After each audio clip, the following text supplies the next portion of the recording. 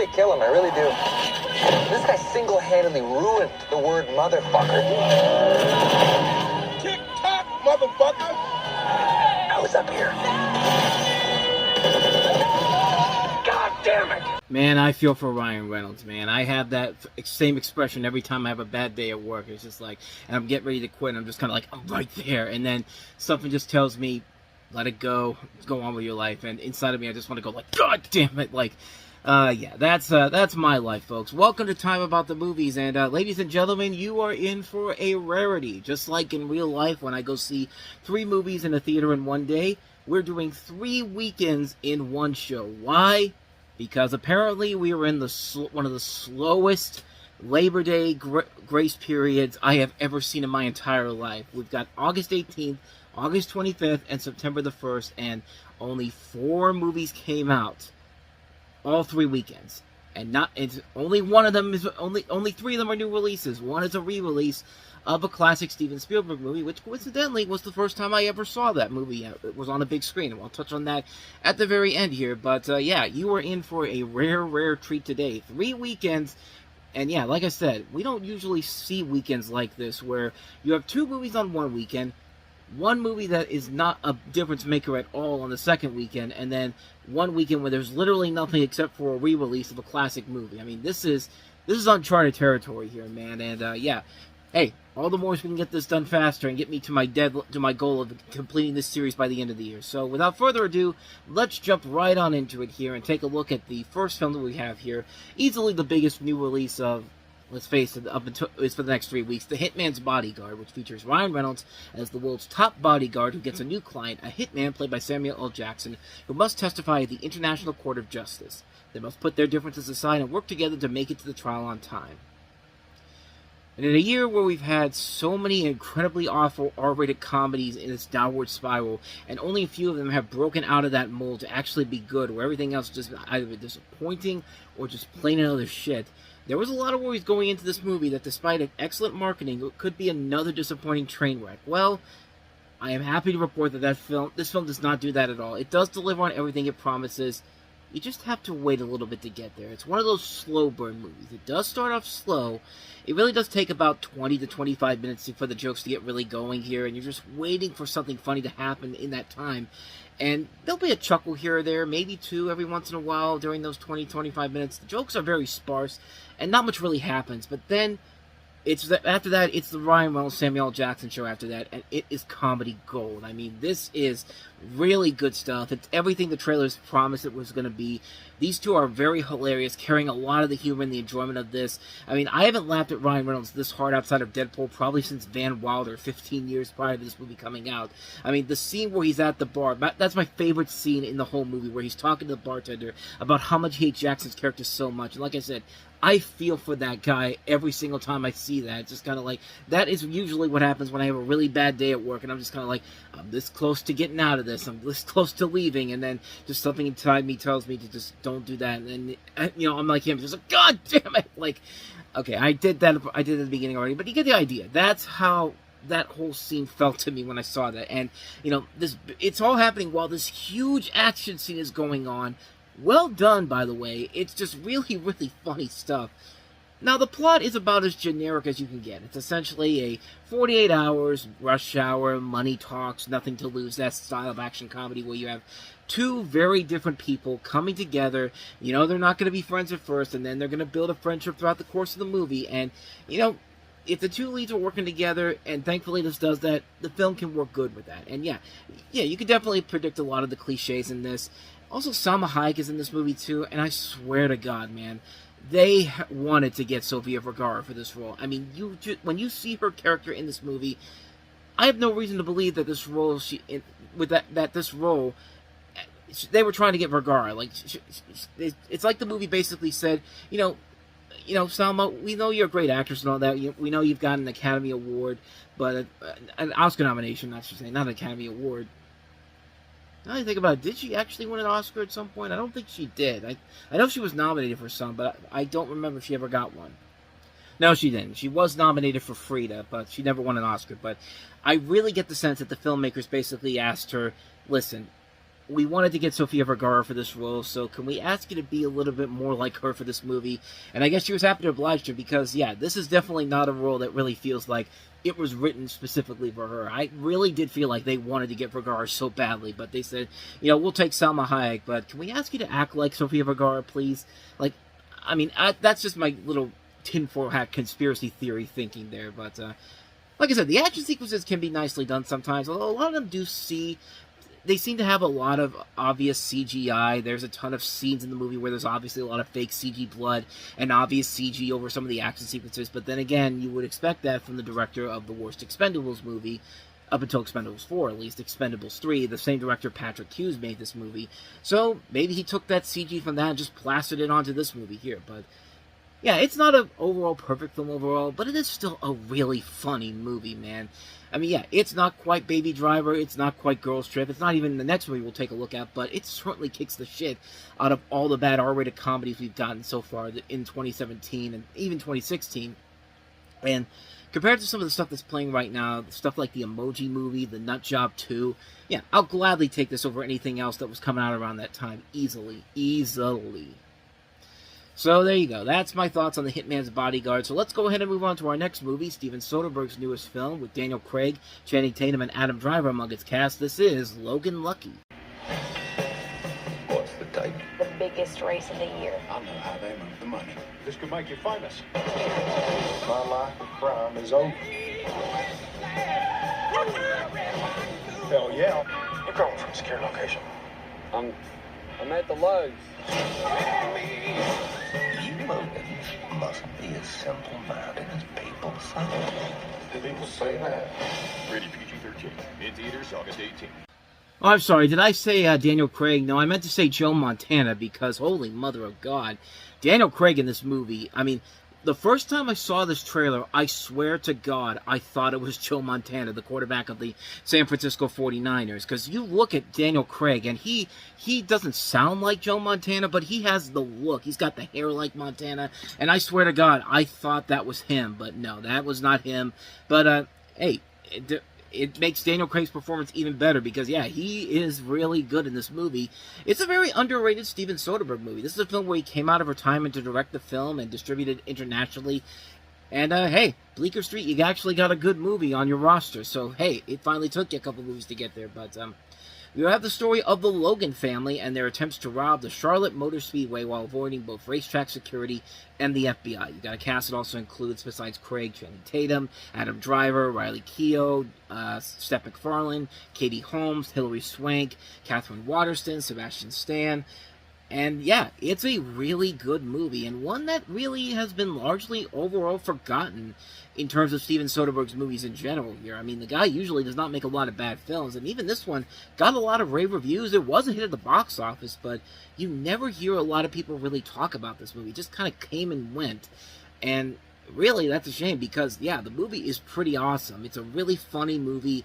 It works because everybody is game all the way through, and once again, highlighted by a brilliant Daniel Craig performance in this movie. I mean, this is the movie that made you realize that once this guy leaves James Bond for good, I mean, this guy, he's good for the rest of his life. He's got a bright future ahead of him overall as an actor, with this and also the Knives Out movies. I mean, it's a really good movie, man. It's a really fun movie, a very fun caper comedy.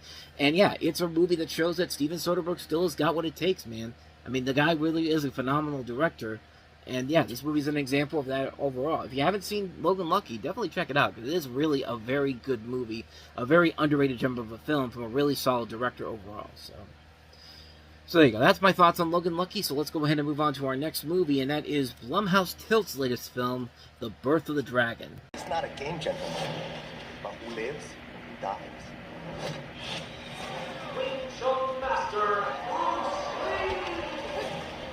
People in Chinatown don't like it. I teach whites. Shaolin said Wong Jack Man to spy on him.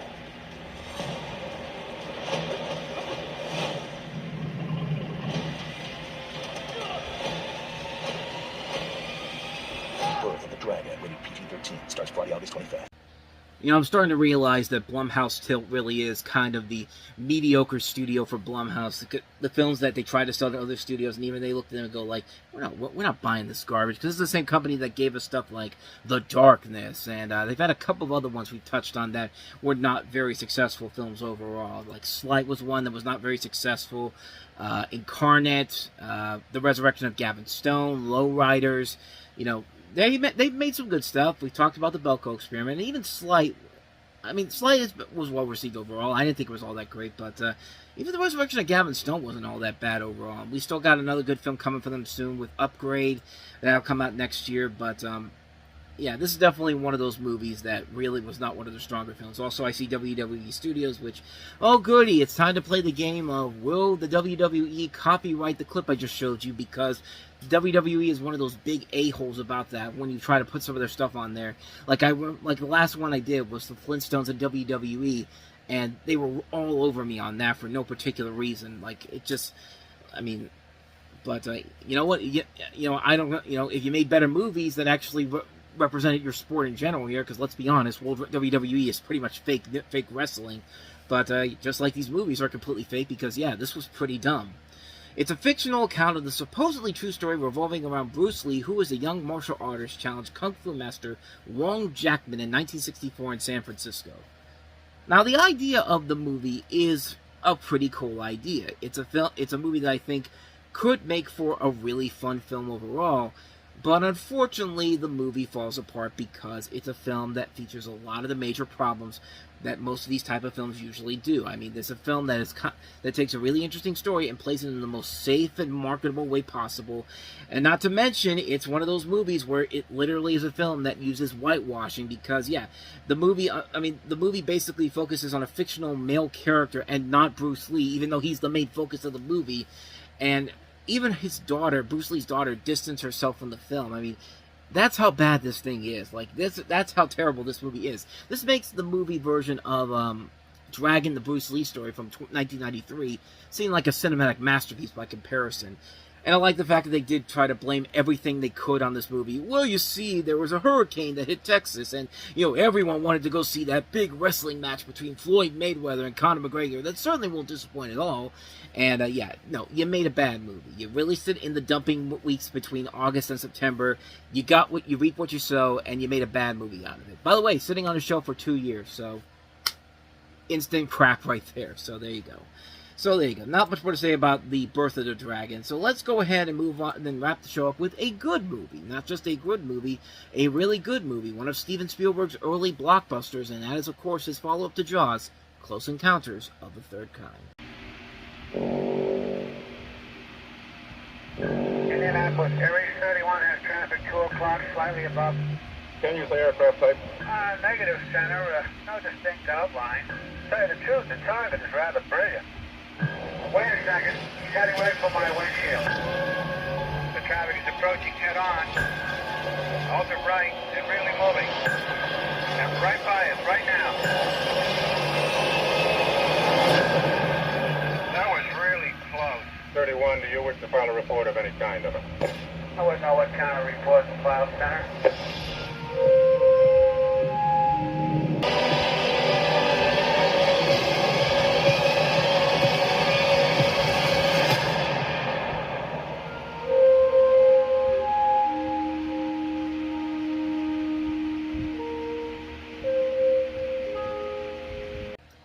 Of course, this is the first time Steven Spielberg ever associated with the aliens in particular. I say the aliens like they're all all relatable characters. This is the first movie focusing on aliens overall. Of course, his most successful one is E.T., and more recently we just had Disclosure Day, which is a good movie. Definitely not one of his stronger ones overall, but it's better than War of the Worlds, which, yeah, that's his worst one that he's done with aliens. But yeah, like I said before, this was actually my first time watching Close Encounters of the Third Kind when this got re-released in theaters. It was one of the few Steven Spielberg movies I had yet to see at that point, and yeah, it was the last one I had yet to see until it came out in theaters, and yeah, I could see what everyone was talking about when it came out. The story of this movie is that you have A story about a guy played by Richard Dreyfuss who's an everyday blue-collar worker in Indiana whose life changes after an encounter with an unidentified flying object, aka a UFO. And all the people that surround him, and there's people also involved in this whole thing. You got Melinda Dillon from A Christmas Story, Terry Garr, Bob Balaban, Francois Truffaut, and of course you got the aliens and that great scene at the end where all those people are standing in front of the spaceship and they're using all the musical cues, to try to connect with the aliens, bum bum bum bum bum, like that right there. I could play the actual music for you, but that, again, copyright concerns, but it was definitely worth the wait finally seeing it after all these years. I mean, it's everything you could ask for when it comes to Steven Spielberg. Great visuals that still hold up really nicely, especially on a big screen the way I saw it. It was a Cinemark XD presentation too, so that's the biggest screen that I have around me that I could go see this on. And it's a well-told story with a lot of great performances. Richard Dreyfuss and Melinda Dillon are really good. A lot of really good tension-filled moments. I mean, that great scene where these aliens are surrounding the house with a kid inside of there, and they're trying to break into the house, and the mom's trying to do everything she can to stop them from coming in. I mean, that's a great tension-filled scene that still holds up. Even that scene in the trailer there where Richard Dreyfuss is in his truck and then he sees everything start to move and he comes in contact with the UFO is very well done. That final sequence I mentioned before where they finally do make contact with the aliens is about as well handled and as nicely paced as you could possibly ask for. Is it a perfect movie? No. It's definitely got some flaws to it overall. Some of the things that happen in this are not very good or go on way too long, but it doesn't hurt the overall enjoyment of the film. Close Encounters of the Third Kind as a whole is still an overall great piece of entertainment with a lot to admire about it. It's another one of those reasons why Steven Spielberg really is a master of his craft, and the fact that he's still doing these great things over 50 years later, just recently with Disclosure Day. I mean, the guy still knows what he's doing after all this time, and Close Encounters of the Third Kind is one of those examples of showing that early brilliance fairly early on in his career. Now, of course, he would follow that up with 1941, but kind of like Brad Jones, I don't care what the critics say, man. I do really like 1941. I mean, that's still a really good movie, and one that I will defend to the very end. But so there you go. That's my thoughts on Close Encounters of the Third Kind. Finally getting to see it well late in the game, but hey, got to see it on the biggest screen possible, so that's a win-win in my book. So there you go, a history-making time about the movies, our first 3-weekend show. And how do you follow that up? A 2-weekend show next time around. The next 2 weeks only have about 2 movies per week, so I'll just condense them down into one show again. So we'll look at September 8th and September 15th. Of course, the biggest new release of the 4 is Stephen King's adaptation of It, brought to the big screen from the director of Mama. And then we also have Reese Witherspoon starring in a new romantic comedy, Home Again. And then September 15th gives us the latest film with Logan Lerman and Bruce Willis among its cast, American Assassin. And Darren Aronofsky's latest film starring Jennifer Lawrence and Javier Bardem, Mother. A very controversial movie, but one that I kind of enjoy. So 4 movies overall to take a look at over the next 2 weeks. So another double weekend show coming your way tomorrow, so be on the lookout for that. With It, Home Again, American Assassin, and Mother. I only know that because I can literally see the 4 films on the list for the weekend of September 15th here. So that's how I know that those are the films we'll take a look at next. But anyway, thank you so much for joining me on this episode. If you like this and want to see more videos like this, please go ahead and do me the honors of hitting that like button, the subscribe button, and that notification button. Also, don't forget to check out our playlist, and don't forget to check out the previous episode we did. So with all that said, whether it's in the past, the present, or the future, I will see you at the movies. Take care.